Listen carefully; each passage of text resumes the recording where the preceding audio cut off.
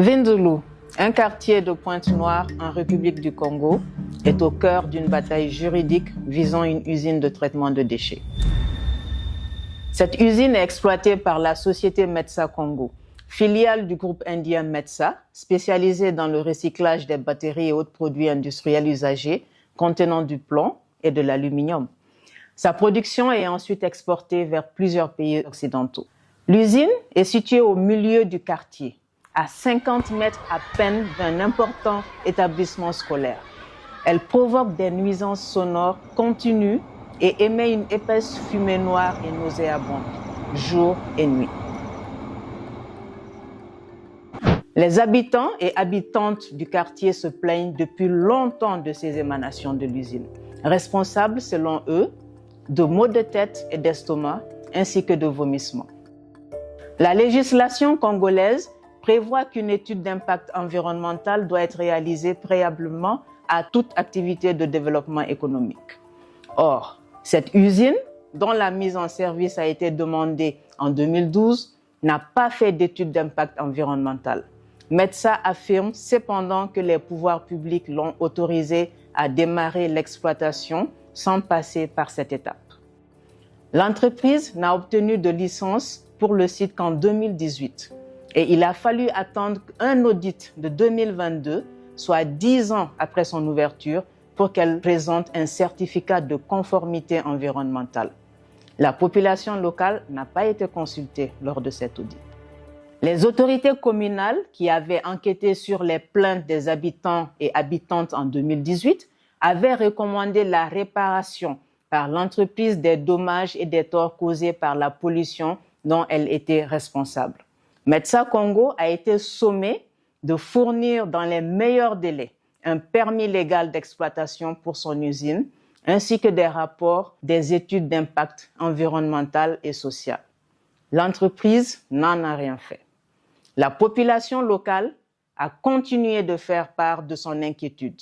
Alerté en août 2020, le préfet de la région s'est rendu sur place. Il a ordonné la fermeture de l'usine et a donné à la compagnie 3 mois pour se mettre en règle avec la législation. Cette fermeture a donné un répit aux riverains et riveraines. Metsa Congo en a profité pour apporter certaines modifications à la cheminée et pour installer des parts fumées. Une enquête sanitaire a également été menée au sein de la population.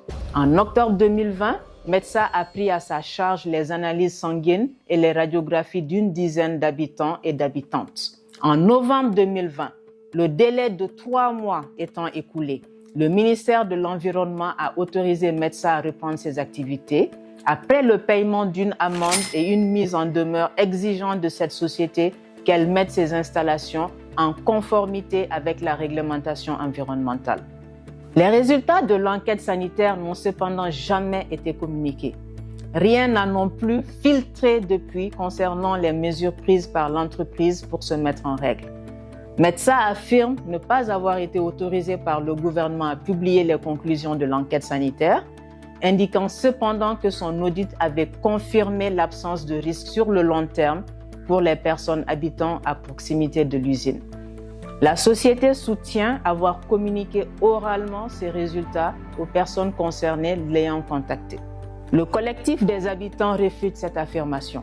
En l'absence de toute donnée concernant les conséquences des activités de l'usine pour la santé des habitants et habitantes, Amnesty International a apporté son soutien à une initiative locale visant à collecter des échantillons sanguins auprès de 18 personnes, dont 9 enfants, vivant à proximité de l'établissement. La concentration en plomb relevée dans les échantillons recueillis allait de 263 à 703 microgrammes par litre.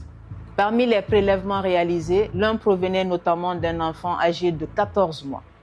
Or, l'OMS fixe à 50 microgrammes par litre de sang la limite au-delà de laquelle une intervention médicale est requise. Des 35 microgrammes de plomb par litre de sang, il existe un risque de baisse de capacité cognitive, de développement et d'apprentissage de l'enfant. La concentration en plomb constatée dans les échantillons recueillis à Vindaloo est jusqu'à 14 fois supérieure au plafond fixé par l'OMS. Dans sa réponse à Amnesty International, METSA nie toute toxicité de ces émissions, mettant en avant le recours à des équipements de contrôle de pointe. L'entreprise affirme en outre que la fumée produite proviendrait en fait du four à aluminium et n'aurait aucun lien avec l'activité du four à plomb. Le collectif d'habitants et d'habitantes de Vindoulou a porté plainte en novembre 2023 auprès du tribunal administratif de Pointe-Noire. En avril 2024, le tribunal a ordonné la suspension temporaire des opérations de l'usine du groupe METSA dans l'attente d'une décision sur le fond. L'entreprise a fait appel. Les autorités doivent veiller à ce que la législation environnementale congolaise soit intégralement et correctement appliquée et à ce que les droits des habitants et habitantes de Vindoulou soient respectés. Nous appelons les autorités à enquêter immédiatement sur l'impact des activités de l'entreprise sur les droits humains et à rendre public le rapport. Et s'il s'avère que les activités de l'usine portent atteinte à la santé et à l'environnement de la communauté, des mesures immédiates doivent être prises pour déplacer l'usine hors de Vindoulou avec des réparations accordées à toutes les personnes concernées. Aidez-nous à faire en sorte que la législation environnementale soit entièrement respectée et soutenez les populations locales dans leur combat pour un environnement sain.